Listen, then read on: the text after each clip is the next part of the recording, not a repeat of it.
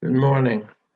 Our first task this morning is regrettably to correct mistakes from last time. There were quite a few, so I'd like to quickly go through them so that everything is on the up and up. Don't like to leave mistakes hanging out there. First thing is that in the last year, excuse me, I accidentally blurted out that the Rambam ended up in Israel. It's not true. You even saw it on the PDF file that was on the screen. He came to Egypt, to Fastad, the neighborhood of Cairo, by way of Eretz Israel. That's what I really meant to say. That's number one. Number two, I accidentally blurted out that on the first night of Pesach, one is obligated to eat chametz. Unbelievable. Okay, it's supposed to eat matzah. The negative commandment is not to eat chametz, and the positive commandment is that the first night of Pesach one eats matzah. Okay, that was in the shiur that was online. The live shiur, in case somebody heard last week's live shiur and is only listening this week online, there were a number of more serious mistakes, and that's not good at all. The first one is a statement that I made about the Abbasid Empire. For some reason, I thought that the Abbasid dynasty, namely the dynasty from 750 till about 1520, the one under which the Rambam essentially was during the period of the Gaonim. I said that they had captured, gone all the way into the Balkans. That's ridiculous. The Abbasid dynasty is a chartreuse green here. Okay, we're out here. We're past the Caspian Sea, so we're in the stands in Afghanistan and Turkmenistan. And this is in the 9th century.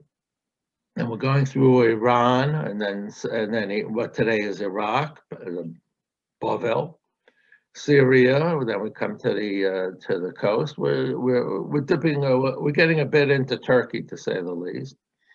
And then it covers the whole Maghreb practically, except for this holdout section that is part of Algeria, today's Algeria and Morocco, and then Spain, which the Umayyads, who had the biggest the empire caliphate before, they held on to Spain.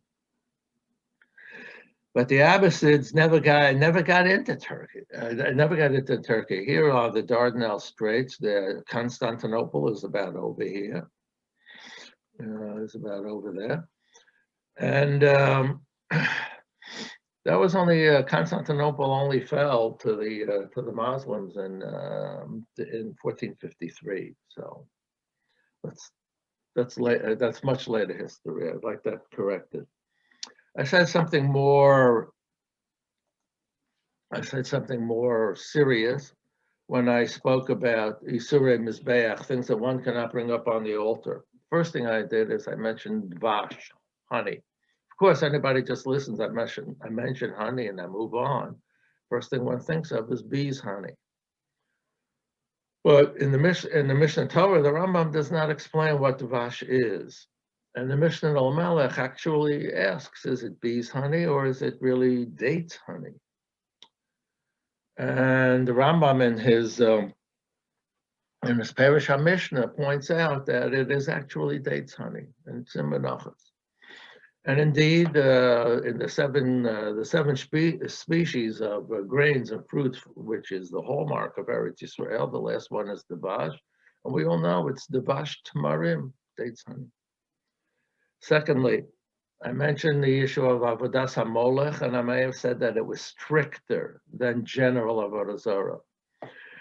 A person just listens innocently, thinks that the punishment is stricter, and the answer is no.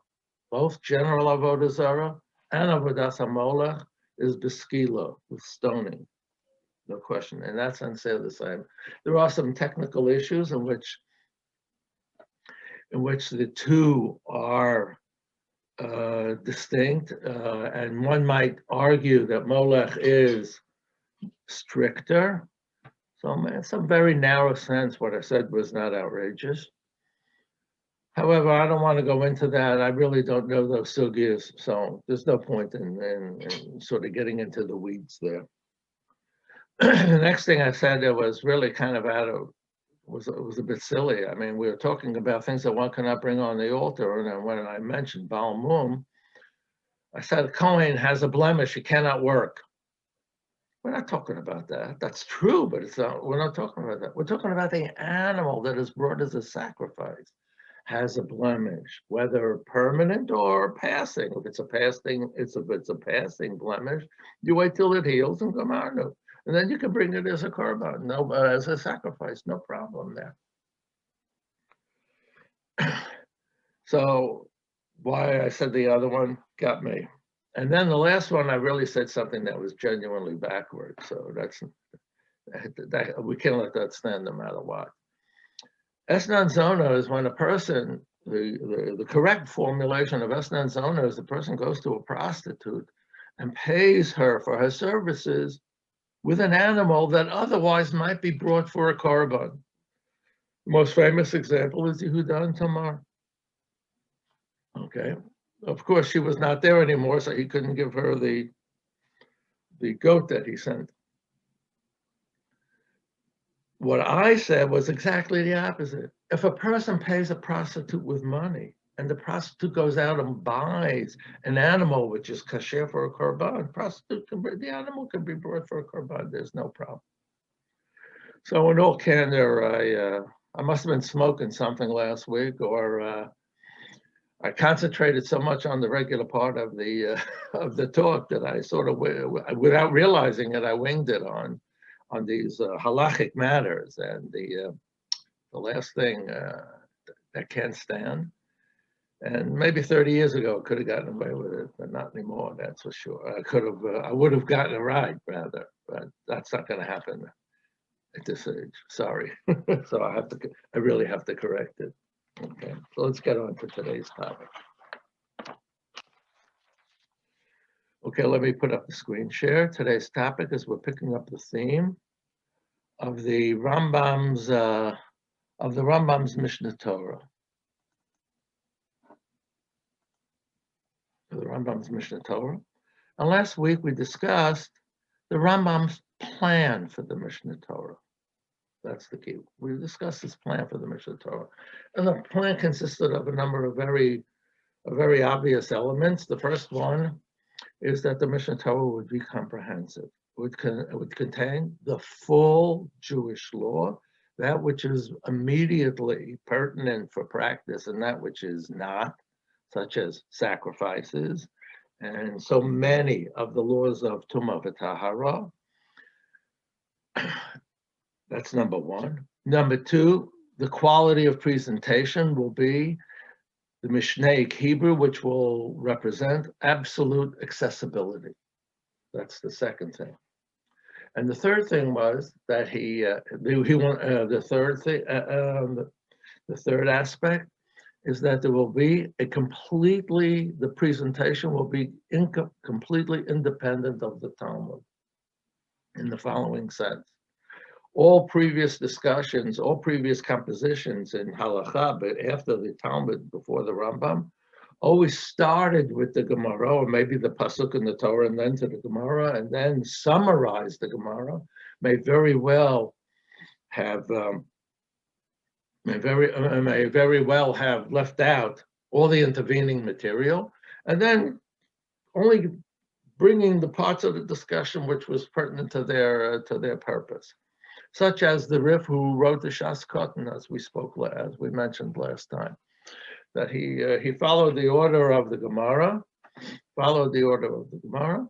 and what he did is he cut out all the give and take in the sugyas and the discussions in the Gemara, and only left with the original, with the conclusion. So he would raise a problem. Rav Omar, Shmuel Omar, this one said, that one said. And then if there was no reason to put any intervening material in, he just told you who the halacha was, and that was it. And then went on to the next thing. So the Rambam said he's not going to quote name, he's not going to give provenance for opinions. He's going to give only the conclusion. That's the first thing in his presentation. And the first thing that makes him independent of the Gemara, he will mention this full chain of tradition at the beginning, so he's not passing everything off as his own. And he will mention everybody in the beginning, and then he will reorganize all the material topically, completely independent of the Gemara. The mere fact that he is organizing it topically is not as controversial as one might think, rather because a lot of all the Gaonic works that were given out were hardly anywhere any running commentaries. Just about all of them were topical discussions of particular topics. Okay, and it's certainly the halachot gedolot organized by topics, but within every topic, he had actually used the Gemara as the touchstone from which to start the argument. Here, the argument, the construction of the presentation of the material is done architecturally. Starts with the Mishnah, with the mitzvah, gives the definition, goes down to and works down to details. Okay.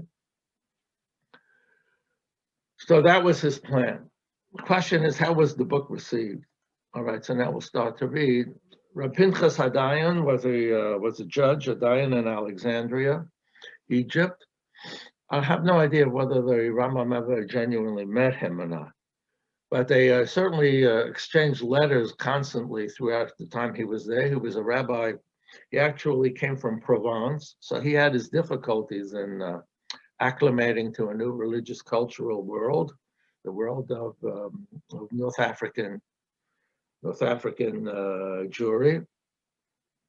He was clearly accomplished enough that the Rambam took him quite seriously, but nonetheless, he was not the Rambam. And at the same time, his relationship with the Rambam was up and down. Okay. And he apparently had written, after the Mishneh Torah, after he had seen the Mishneh Torah, he apparently wrote a letter to the Rambam in which he discussed the Mishneh Torah. But apparently he spoke rather delicately, to which the Rambam answered, I really have to rebuke you. I understand things that are in your heart, even though you did not explain them except hinting. Apparently, Pinchas Hadayan had very delicately, indirectly, voiced objection to the Mishneh Torah. And we have to remember that the Rambam, at the end of his introduction, both in his Perush HaMishnah and the Mishneh Torah, claim that if one wants to know any law within the whole corpus of the Torah Shebaal Peh, one needs nothing. After one reads the Torah of Moshe Rabbeinu, one can come to the Rambam's book. You will know everything, and anything that is not explicitly there can be easily deduced or derived from the principles that are laid down there. So apparently, Reb Pinchas Hadayan seems to have objected to this, however delicately and independently. And the Rambam says, "Dat chila, know at the outset, shenichas v'shalom lo amarti lo sisasku lo b'gemara v'lo b'hilchos harav Rabbi Yitzchak Uzuloso." I never said don't study Gemara or the halachos of Rabbi Yitzchak Alfasi. Hayodea aid, anyone who knows, is my witness. Certainly God. Sheyesh k'moshano v'chesi shelo lamdu etzli chibura. For the past year and a half, hardly anyone studied my composition with me. Ela shnaim o shlosha anashim lamdu miktsas sforim. That we had people who wanted to study they studied only parts of it at the most. V'rov hatalmidim, most of the students ratzu lilmod ha'halacha shel harav. Apparently, the common thing to study those days was the halachos of the Rif in Spain. He actually went through the halachos of the Rav the way in a class that we would be in, we would be studying straight Gemara. They studied straight Rif. Some people even asked me to study Gemara. And I taught it to them. Also,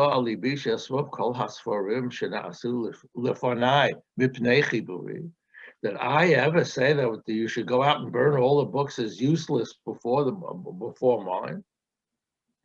I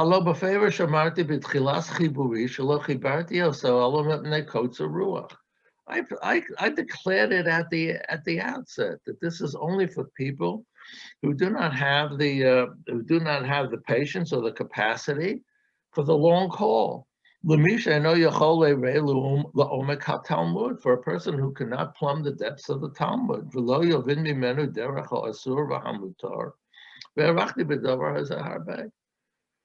And I spoke about this at length, that I was writing for, I was not writing, namely he's saying I was not writing for professionals.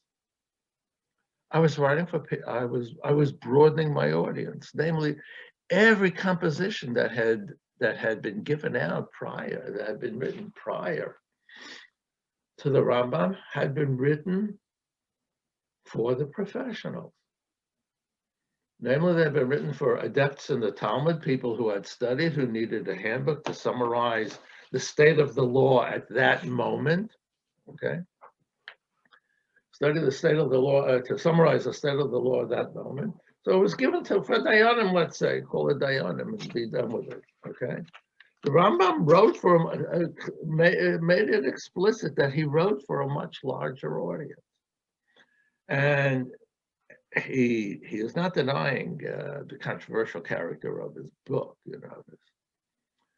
Rather, what he is saying is that his book might be controversial, but he is a practicing teacher is really not a controversial personality whatsoever.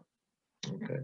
At first glance, you think he's kind of backing off, but I've become convinced that this is a genuine defense. The Rambam does admit, most interestingly, and I forgot to mention this in the live share, the Rambam does admit, most interestingly, that he does want to write a companion volume that will contain the sources for all laws that cannot be found in their usual place. Namely, if you're talking about a problem in Hilchos Shabbos, you expect to find you're pretty comfortable with Masechah Shabbos. You expect to be able to find any law mentioned in the Rambam in Masechah Shabbos. But if there is a law about Shabbos that is expressed somewhere else in Shas, off the page, not in a usual spot, and you want to know where did the Rambam get his source, where are you going to find it? So the Rambam said he was going to plan to write a book like that would give those sources.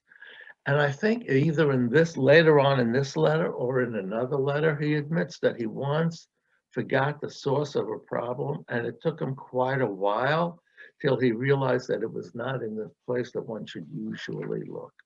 So that's interesting in its own right. Regrettably, the book never came to pass, and subsequent authors, of course, have over the years tried to fill in all the sources of his laws. Rabbi Yosef ben Yehuda ibn Shimon, Ibn Shimon, he was probably the most intimate student of the Rambam. He had corresponded with the Rambam in advance. He came to the Rambam at one point, and they studied together. He studied with the Rambam mathematics, logic, and astronomy, mathematics, and logic, and it was ready to move into real philosophy, namely physics and metaphysics. And the Rambam and he had to leave. And that's not explained why he had to leave, but he did. So the Rambam wrote his Moreh Nevuchim for this Yosef ben Yehuda. And in his introductory letter to the book, he says that on occasion he had started to give Rabbi Yosef ben Yehuda hints as to the deeper meaning of the works of the Kisvei HaKodesh, of the Bible, that underlie the simple meaning of the Bible. And the idea was that the hidden doctrines of the Tanakh, of the Sifrei HaNevuah, those hidden doctrines were really to be explained in terms of the Islamic interpretation of the Aristotelian physics and metaphysics. Okay, that's a separate issue. I don't want to go there right now. Point is, this is the student. The student ended up in Damascus, and he at one point he was in Baghdad, and he ended up fighting with the Gaon of the yeshiva in Baghdad. The yeshiva in Baghdad was now the last gasp. Pumbedisa had basically closed or merged with Surah. Now there was only one big yeshiva from the traditional yeshiva back to the time of the Gemara in Baghdad, and Rabbi Yosef ben Yehuda had already had tangled with him, and at this point, and he wanted to. He felt that he had to defend the Mishneh Torah in Baghdad. Okay, so the Rambam in his letters tells him to calm down, don't worry about that. And now the Rambam says as follows: I've already told you, you should not be lazy until you really master, you really achieve mastery of the whole composition, the Mishneh Torah. The Rambam always referred to his Mishneh Torah as a chibur, as a composition. You should make it your personal possession, namely internalize it. And teach it wherever you can, in every place, in order that its purpose be achieved on a broad scale. Because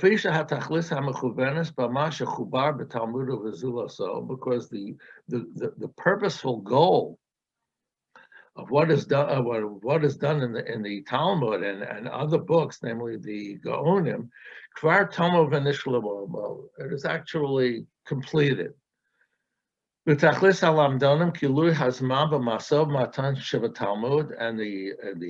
the goal of the Lamdanim is to go back and forth in the argumentation of the Talmud.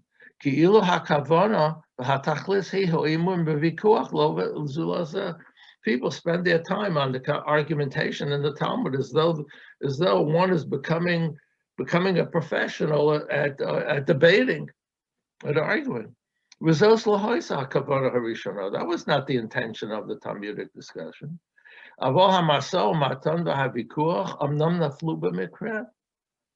It turns out that the give and take and the debate that is completely typical of the Talmud, that happened by happenstance.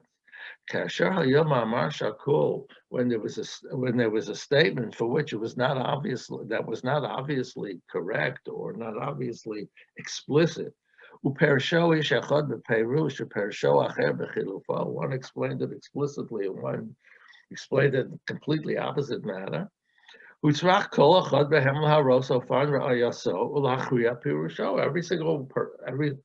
Every person who debated had to prove his point. And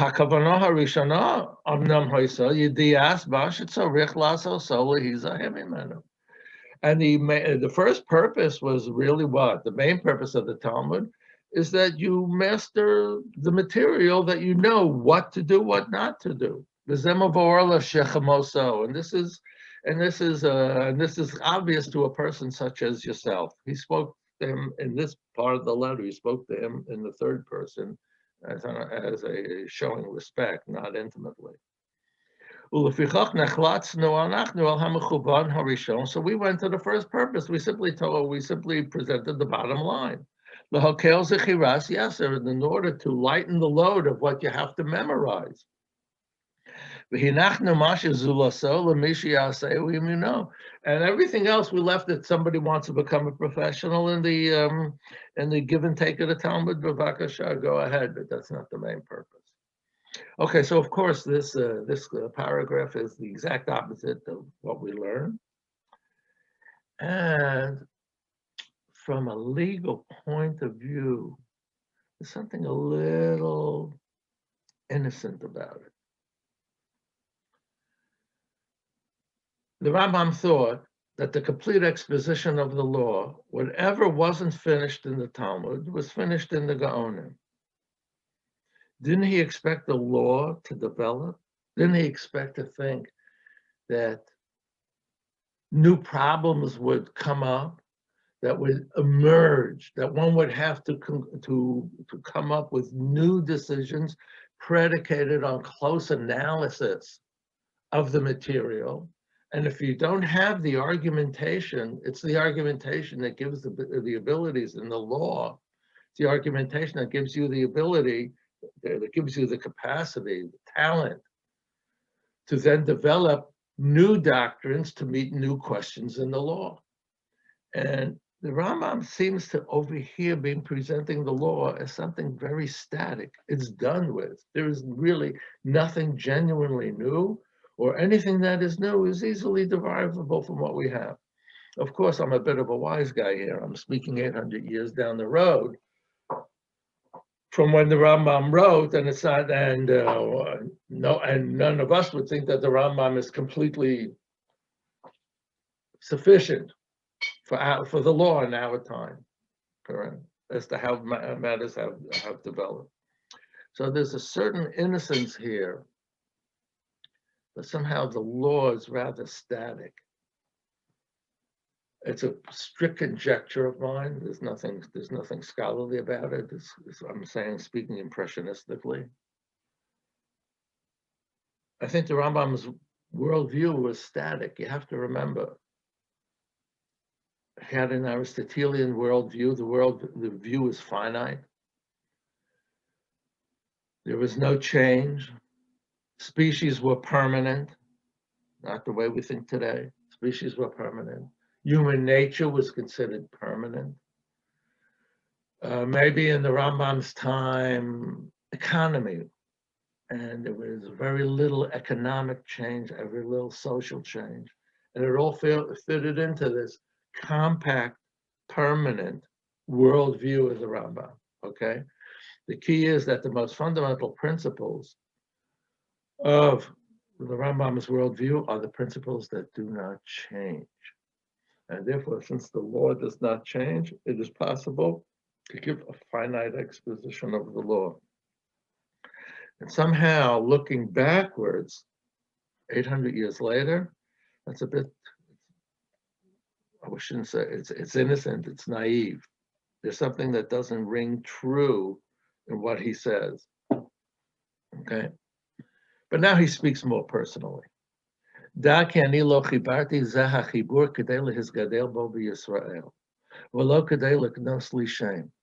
not write this book in order to seek out fame. That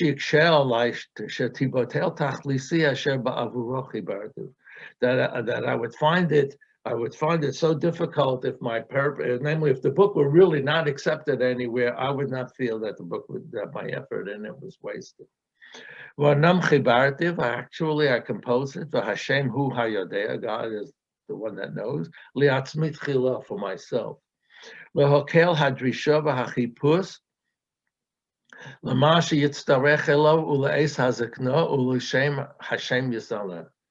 That I really wrote this book for myself, that I would find it easy to refer to it when I needed decisions. Okay, I would find it easy. I would not have to backtrack everything. Uleis hazekno, when I got old, I would no longer have the prowess to go back to the original discussions in the Talmud. U'l'shem Hashem Yisrael, and this is the second way of looking at it, that he did it for the sake of God. Why? Ki anicha Hashem kano kinesi l'Hashem Elahei Yisrael. I was jealous for the God of Israel. Bir'osi umo b'li sefer mechokei kolel b'yames, that I see a nation that does not have a complete law book, in truth. Umibli deos amitos, and without true opinions, umavoraros, clarified, yosisi l'shem Hashem bilvad, and I did it only for God's name, v'zeh klal rishon, And this is the first principle. Okay, there are two attitudes in the paragraph. He's saying two things, right? He did it for himself. That seems to be very defensive, very, very apologetic. Okay. The second statement, that he did it for God's name in order to provide a book that contained everything, including the true opinions, that's really something that he never revealed before. If you notice, when we read the introduction to the Sefer HaMitzvot, and when we discussed the introduction to Mishneh Torah, there was no mention of the inclusion of Hilchos Yisodei HaTorah and Hilchos Deos. There was no mention of that in the introductions. He had never had a statement about that. And now it's important. He's saying that one of the driving forces of the book is to give a complete picture, including the true opinions that one must maintain in order to be a genuine Jew. You have to remember, it's not only a question of giving one's assent to one's opinions. The Rambam held that knowledge of God and knowledge of the philosophical propositions of God were all provable and therefore accessible to the human exercise of reason. Therefore, it was a commandment. The mitzvah saseh is the first commandment is mitzvah saseh leida, to know, not to believe. Look it up in the Mishneh Torah, the opening of the Mishneh Torah. Okay, so this is this part of it was genuinely revolutionary and controversial, no question about it.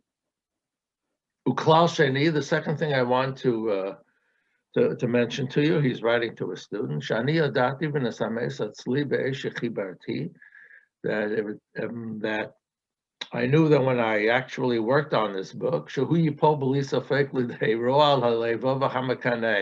this will fall into jealous hands, a person who thinks himself as a true master, and this book is clearly beyond this fellow's talents. So such a jealous person, Yiganema alasav, who out of his jealousy, he will put the book down in terms of its quality, and he will simply say, I don't need that book, There was an attitude in the yeshivas, guys used to say, I don't look at Achrayim. They only study B'Shem. Used to be an attitude quite a while back. I won't say where I first heard it. And my book will, I know that my book will fall lidei hasachol hapesi, to the fool, he will not even know what it is. A fool will not be able to appreciate what's in the book. Because he's not educated, he doesn't have any talent, he will think that the book has no real purpose. And then I know that the book will fall into the hands in the hands of a person who is first starting to study. This is the person who first starting to study, who is not accomplished yet. But of course, he thinks that he is accomplished. So he's making mistakes and everything. Because he does not know the fundamental. Either he hasn't completed his learning, so he doesn't know where things come from, or he doesn't understand. He will not have the capacity to deduce what I have deduced from the principles of the law. So he won't appreciate the book. The fourth person who won't appreciate the book is the self-proclaimed Fruma. The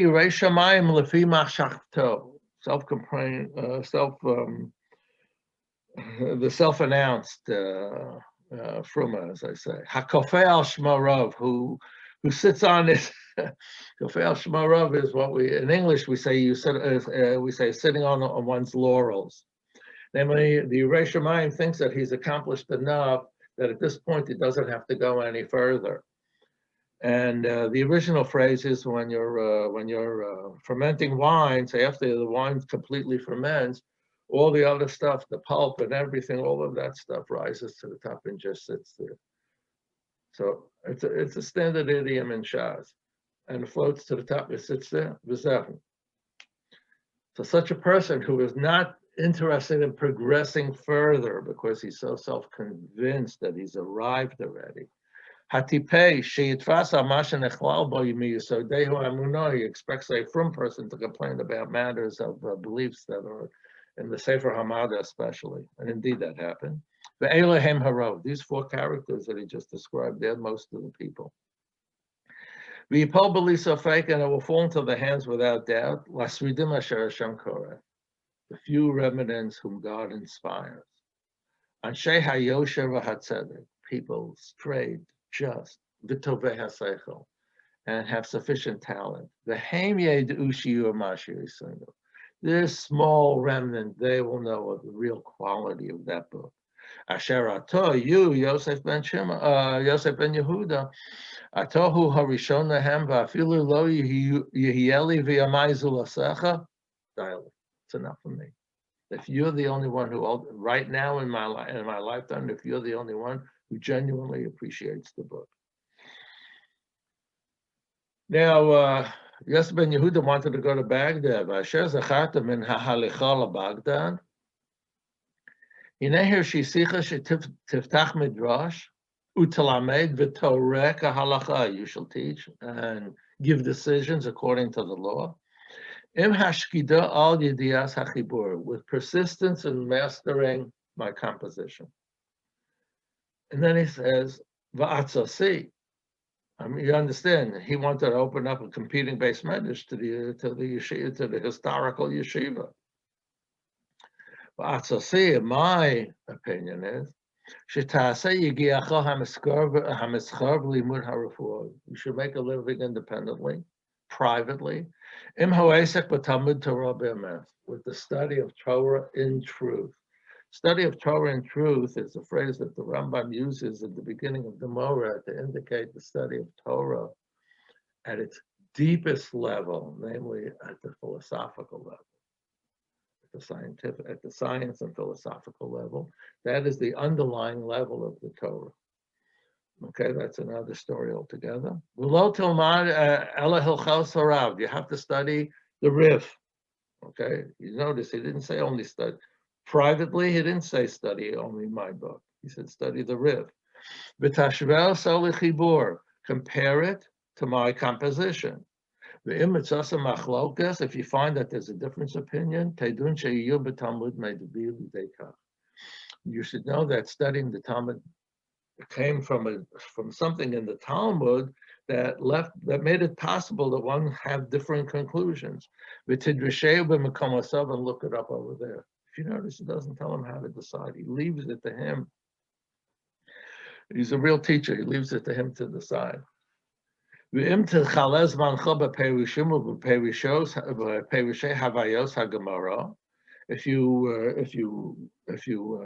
you consume your time in the give and take of the Gemara, and those things that we got rid of all that work. You have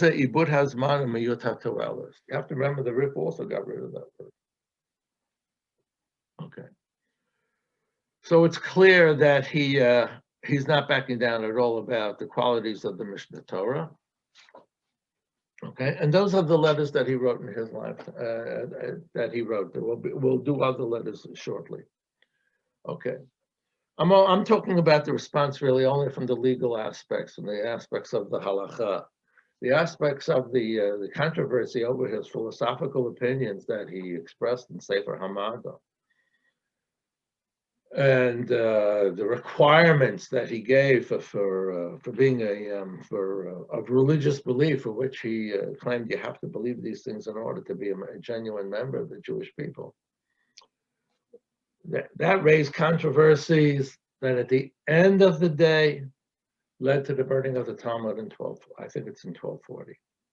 Okay, so that's a separate, very big issue. Very big issue.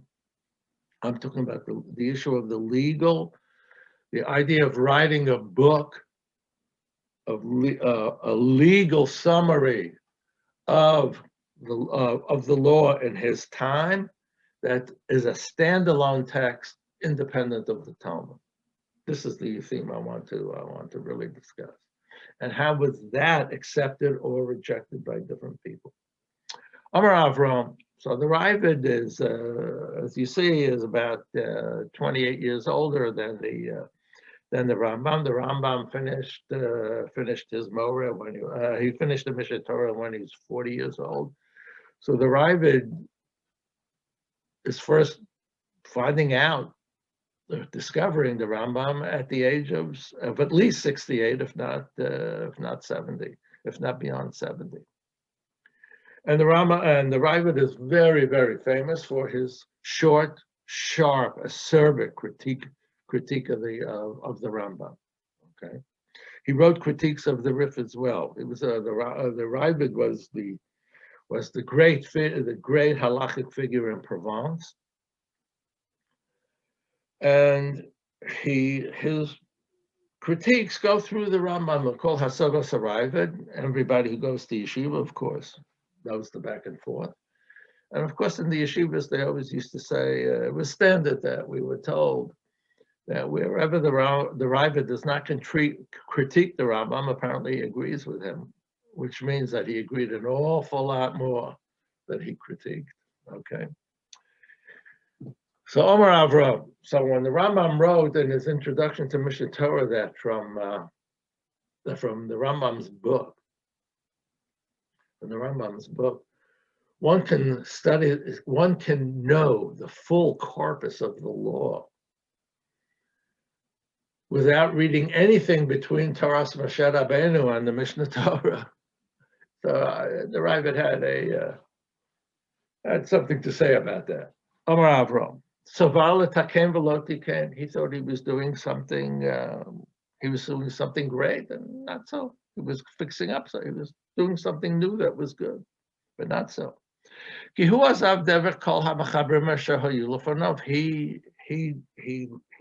abandoned the path of all previous authors. Why? Two things. They always proved their points. And they wrote everything in the name of the people who said it. Namely, they gave the provenance of opinions. Because there is always a purpose in this.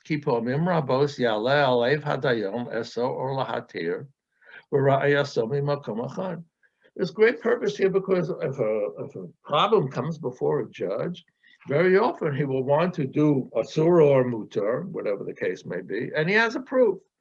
And if he knows,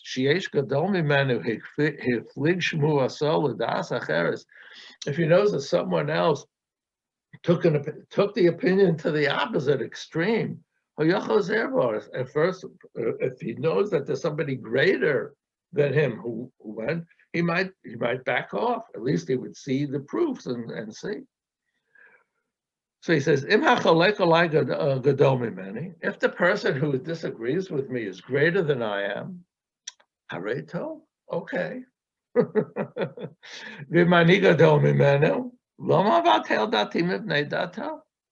If you don't present any proofs, and you say this way, and I'm of the opinion this way, if you're not bigger than I am, why should I abandon my opinion? In the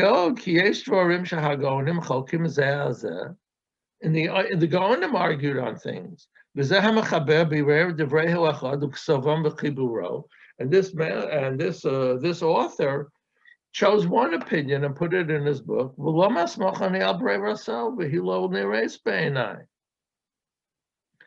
should I rely on his choice when it is not? I don't agree with it.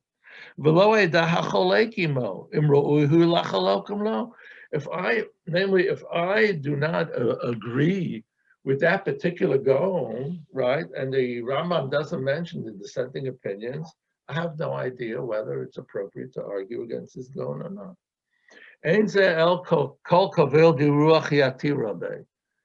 This is only because the accused the Rambam really of arrogance. Okay, that phrase is from Daniel. In fact, it's the beginning of the story that ultimately leads to Daniel in the lion's den.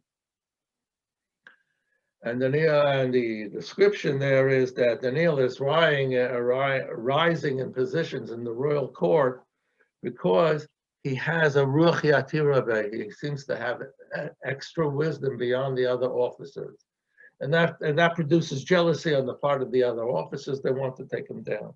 So over there, the phrase is used, of course, as a compliment, and here the Ravid turns the phrase into a claim that the Rambam is he's too self-convinced, a bit too arrogant.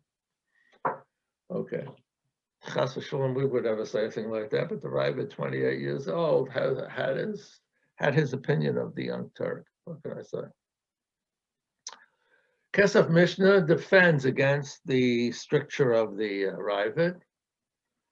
Can't be too surprised because Kesef Mishneh was written by Rabbi Yosef Karo, the author of the Shulchan Aruch, who wrote a book in the same way in the same style of the Rambam. Of course, he wrote previous books, the Beis Yosef. They gave all his reasoning and everything, and went through the whole discussions. But he wrote a standalone book too, so he understands. And now, because he wrote a standalone book after he wrote a book discussing all argumentation. Okay, so what he says seems to me at least to be the correct understanding. V'ani omer, shetam Rabbeinu she'ilu hayo rotze leleches b'derech hamachabrim shekdamu ma yisron hayo lo lahosif al divrei harav Rabbi Yitzchak Alfas.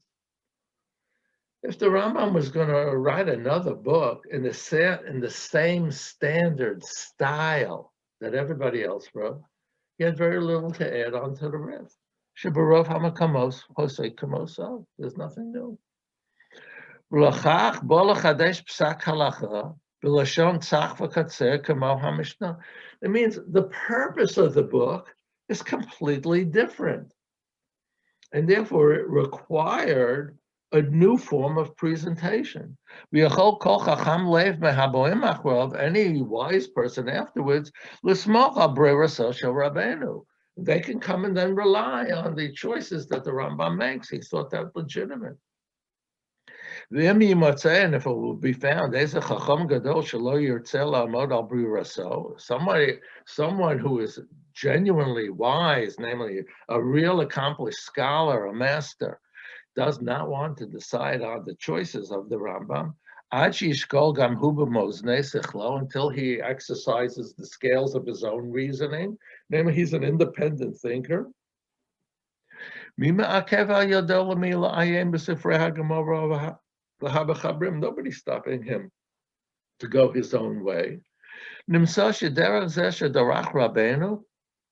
The approach that our master took, the Rambam, tikkun l'chol ha'olam, it's for everybody. Zulasi lachad b'darabo, so hasman, except for one master in each period. Namely, for a person of the quality of the Ravid, you don't need the Rambam. But for everybody else, you need it.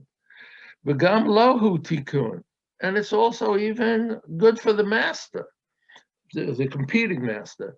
If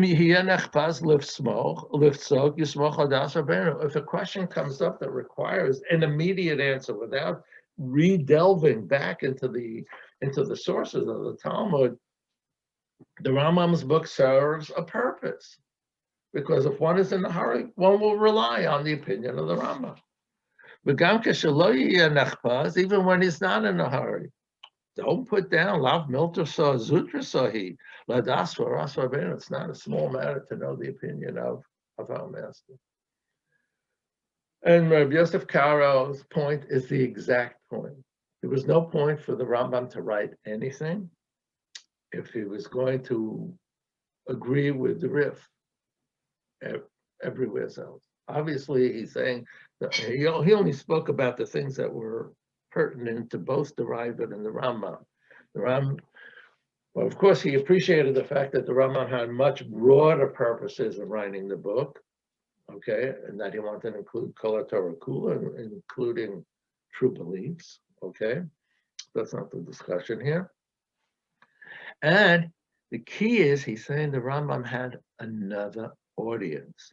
Let's go back and just remember, from the introduction to the Mishneh Torah, the Rambam says he wants to hold Torah. We have this marker here, over here. Kulam, I want them kulam b'lashon brura b'derech ketzara. I want a clear language and a brevity, short language. Ad shetahei Torah sheba'al peh kula sidura b'fi hakol. Everybody shall master the Torah sheba'al peh, not just judges.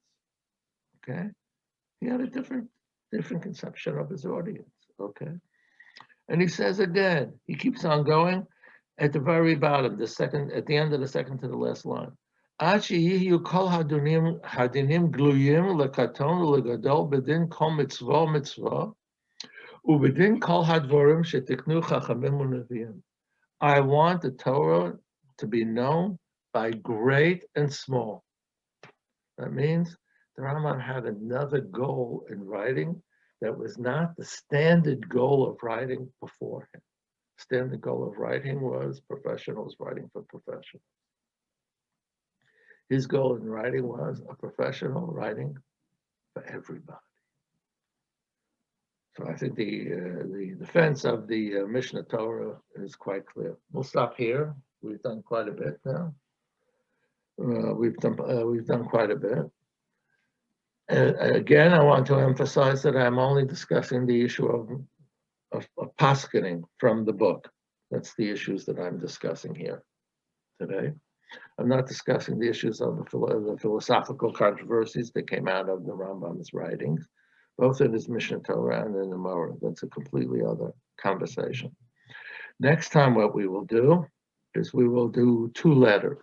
Remember, we've really spoken about critique and possible a defense of the Rambam, his own defense of his work, and the Kesef Mishnah's defense of his work. The question is, did the Rambam have a genuine audience in his lifetime? And the answer to that is yes, and that was into Provence. Ironically, it was the younger colleagues of the Raavad, and Raavad was in Posquiers, the Yonasan HaKohen was in Lunel. So they were really the younger colleagues of the Raavad. They sent 24 questions to the Rambam on decisions that he made in Mishneh Torah. Just about all of them, I think, are questions that the Raavad critiqued the Mishneh Torah. And many of them, the formulation of the questions, okay, is almost the same language as that of the Raavad. However, when they wrote to the Rambam, the letter that they wrote to him indicated that they were students asking for wisdom from the master. So the tone of their letter is completely different. The tone of their approach is completely different. And they really saw themselves now, I don't want to say they saw themselves as students of the Rambam, but it's pretty close to that, okay? So next time it took them about, they wrote in around either 1194 or 1195, in the fall of 1194, 1195. And he didn't answer them, I think, till late summer 1199. In between, he was ill. His medical practice, which included the royal court, kept him much too busy. And it's quite clear that he found his audience. So we'll pick up that story next time, okay?